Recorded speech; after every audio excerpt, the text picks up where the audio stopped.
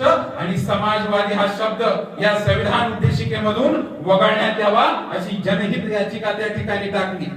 परंतु तत्कालीन supreme कोर्टाचे chief justice Chandrachud साहेब यांनी ती याचिका फेटाळली आणि खडसावून सांगितलं की हा देश धर्म केंद्रित होऊ शकत नाही। या देशामध्ये सर्व जातीचे, धर्माचे, पंथाचे लोक ऍज अ फॅमिली म्हणून राहतात आणि अशा पद्धतीने ती याचिका धुडकावून लावण्यात आली आणि हा देश कसा एककेंद्रित आहे हे पूर्ण जगाला दाखवून दिलं।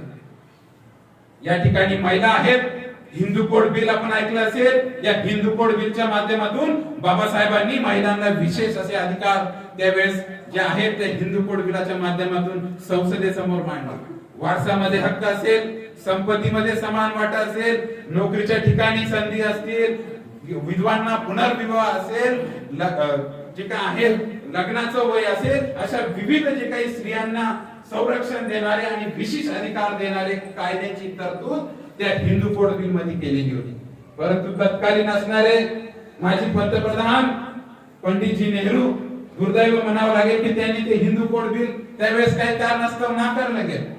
परंतु त्यांचीच कन्या माननीय माजी पंतप्रधान इंदिरा गांधीजी यांच्या राजवटीमध्ये 4 वेगवेगळ्या टप्प्यांमध्ये हे हिंदू कोड बिल त्या ठिकाणी लागू केलं आणि त्याचाच परिपाक आज आपण बघत आहोत की आज आपल्या देशाच्या राष्ट्रपती कोण आहेत? एक महिला आहेत। या महाराष्ट्र शासनाच्या मुख्य सचिव कोण आहेत? श्रीमती जे आहेत मॅडम, त्या देखील एक महिला आहेत, सुजाता सवनीत मॅडम, त्या देखील एक महिला आहेत। आणि या ठिकाणी कार्यरत असणारे जे काही आपण शिक्षक